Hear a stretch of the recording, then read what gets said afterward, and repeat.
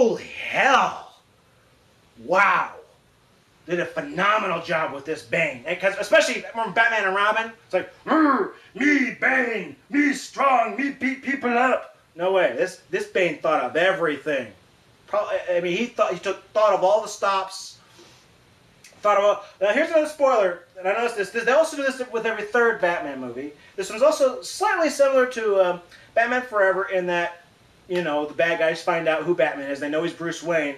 But, remember when in Batman Forever where the Riddler blows up the Batcave and whatnot? Well, Bane realized why blow up Batman's equipment when he could just steal it. So there's also a huge twist at the end. But here's another amazing thing. All three movies are connected now. All three. Even Batman Begins, even loose ends from Batman Begins are tied up in this one.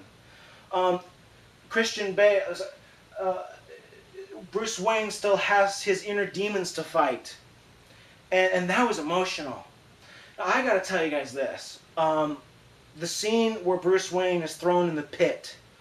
And again, the motto of the movie is "Rise," and they also have the Arabic speak, which is what is it? Disha Basara Basara, which is rise, rise, and you hear that in the music of the previews. I gotta tell you this, that spoke to me. The scene where Bruce Wayne is trapped in the pit and he has to climb up the pit with or without the rope, and they chant Basara, Basara, which means rise, rise. That spoke to me because, you know, we all have our inner demons to fight. We all have our inner fears to fight and face, and I think that pit's a metaphor for a lot of things.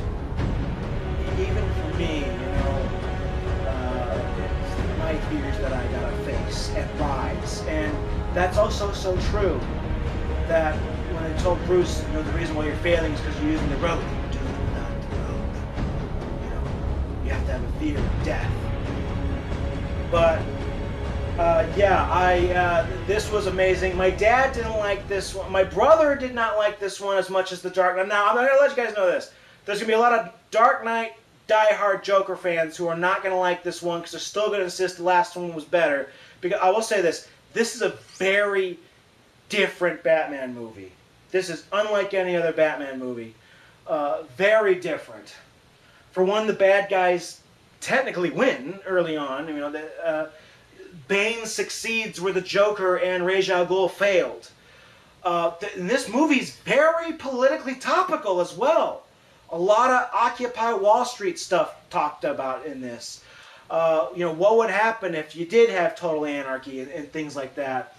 Oh wait, Catwoman. Gotta mention this. A lot of people, I talked with my coworkers, and they told me they didn't see The Dark Knight Rises yet because they were worried about Catwoman, especially what happened with Halle Berry. And you gotta admit, Michelle Pfeiffer's Catwoman, when I was a kid, she gave me the creeps. And as an adult, she gives me more of the creeps because when I've dated girls like her. So Michelle Pfeiffer, she was creepy even without the Catwoman stuff on. But this Catwoman, they nailed her. Anne Hathaway, first of all, I already got a crush on Anne Hathaway. So, yeah. Damn good Catwoman. Damn good Catwoman. They nailed the Catwoman character because what is she? She's a thief. She's a crook. That's it. She's just a simple thief. But she's not a terrorist, though. She's a simple thief. They nailed the character down. There's no more of this, Catwoman, like the last two Catwomans, someone tried to kill him and now they seek revenge against the people who tried to kill him. No, just Catwoman's a simple thief. Stealing very important things from the 1% and so on. But, yeah, this film is powerful, but it is the perfect trilogy. It wraps everything up in a nice little bow. Now, this I gotta say, before I saw the movie, we were all told the same thing, which is this is the last Batman movie with Christopher Nolan, Christian Bale. Last Batman movie. Put your foot down. This is it. Christopher Nolan has insisted no more Batman movies for him after this.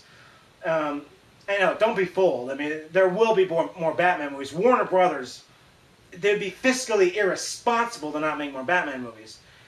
But word on the internet, word on the street, common wisdom is that they're going to have that they're just going to reboot the whole thing over again. And I really don't want. I didn't want them to do this. Like, no, don't reboot it. Just keep going, for gosh's sakes. But to be perfectly honest, after watching the ending of The Dark Knight Rises, yeah, they're gonna probably have no choice but to reboot it. Because they leave no stone on. This is a 3-act play, and Nolan does two things. One, he seals up his trilogy legacy, but he still leaves room for a sequel. Still leaves room for it. But here's why. And I'm not going to lie to you guys about this, and I'm a little bit embarrassed to say this, but I almost cried at the end. Almost. I didn't actually, but I felt very emotional, you know, seeing our hero, the Dark Knight, willing to sacrifice himself. And then you gotta wonder, spoiler alert, is Batman dead? Is Bruce Wayne dead, or did he fake it? Is he really dead? Is he gone? You know, does Robin take over now? Was that Robin in the film? Should be. You know, it makes you wonder, is this it? But you gotta figure this out. If Indiana Jones could survive an atomic bomb blast, I'm sure Batman could. But here's what I will say, that they should, my opinion, they should keep this saga going. Although there is one downside, I don't know how the hell they're supposed to top this. I mean, for the villain. I feel sorry for, if they do, hypothetically, if they did keep this going, I feel sorry for Riddler or Penguin, because how the hell are you supposed to top what Bane did? But yeah, there's a lot of shockers in this. Scarecrow's in this movie too. Now for the cons. This movie gets off to a very slow start. Gonna give you guys a heads up. This movie starts off very, very slow, even a little bit agonizing. So if you want to go get some popcorn or some hot dogs, do so in the beginning of the film. Just do it, get it taken care of. It's a long movie, so take your restroom breaks before you go in. Another con is that I really felt the Joker should have made a cameo in this film, since we know he's alive, right? And Bane blows up the prison and frees all the prisoners, and I'm not spoiling that, was in the previews. Where was the Joker? Why wasn't the Joker, at least just one scene? Just one scene where the Joker is leading the group of prisoners and anarchists, because this is Joker's thing. This is Joker's fantasy, total complete anarchy in Gotham, and the Joker should have been like leading the prisoners down the street. Why not? The Scarecrow made a cameo. The Scarecrow was in a scene or two. That was another thing. If you're a fan of Scarecrow, this is going to piss you off more, because that was another thing. The Angry Video Game Nerd mentioned this because he said the Scarecrow was his favorite character, and a lot of people feel that character's been ripped off. Because he was in one scene in the last movie, and then he's only going to be in like 2 scenes in this movie.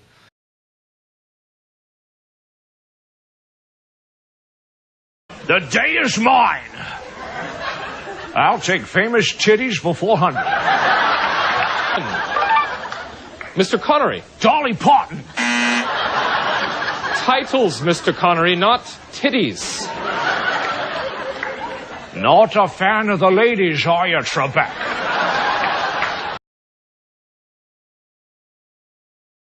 But, yeah, they could have had the Joker. Now, at first, like I said, I was really upset at the ending of The Dark Knight because I really wanted Two-Face to have his own movie. I felt he deserved it and earned it instead of sharing it with the Joker.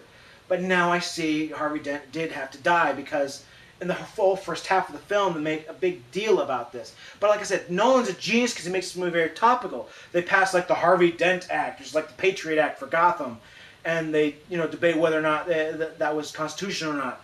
There's a whole bunch of Occupy Wall Street, you got Tea Party stuff. And what if there's total anarchy, no government, no Wall Street, and none of that. It's very, very topical, and it nails all that, and it hits all the right notes.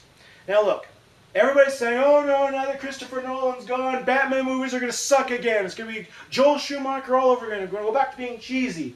But I'll say this, have a little bit of faith that they'll actually, because Nolan has set the standard.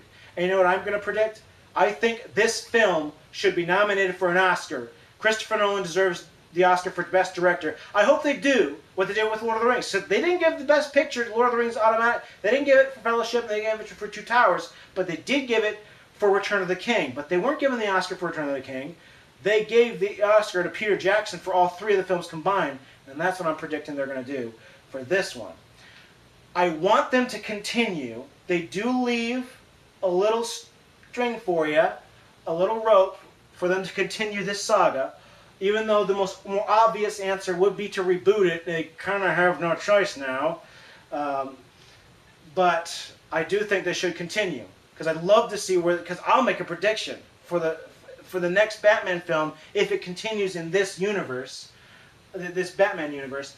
I predict that the next villain is going to be the Penguin and the Riddler, but the Penguin, I think, will run for mayor. Yeah, like the second one, but this time he's going to win. But this time, as I said, a lot of people said these Batman movies are topical. The Dark Knight, people said, was about the war on terror. The Dark Knight Rises is about Occupy Wall Street and anarchy. I think the next Batman movie, if they continue in this universe and if they continue doing what Nolan did and have some political message, I think the next one will be about too much government. Because after what Gotham went through, you know the people of Gotham are going to be calling for more government, more protection, more of a police state. And maybe like the Penguin will run for mayor and give it to him. But then there'll be too much government and there'll be oppression and tyranny. And maybe the new Batman will come in and stop that. Or the old one, you never know. Again, Christian Bale has also, I believe, said that he's done, which I think he's an idiot. It's a check.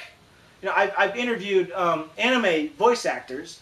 When I met the voice actress who does Rukia from Bleach, when I asked her, well, how'd you feel when you got the role of Rukia? You know what she said? She says, yes, I can eat now.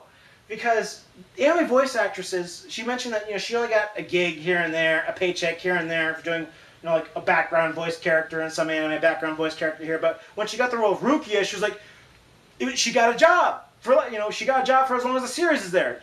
She's like, sweet, I get to be in every episode. I get paid now. I can eat.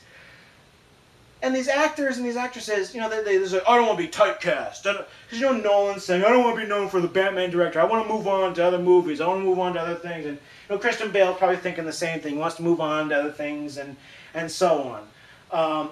But if Bale wants to come back as Batman, they did leave an opening, possibly, for that. You know, spoiler alert, did he really see Bruce? Or was that his imagination? Because he didn't mention that. Was it autopilot? Was it not? But yeah, that was a very emotional ending. But this completes the trilogy. What The Dark Knight Rises is, it's a perfect trilogy, and it gets it.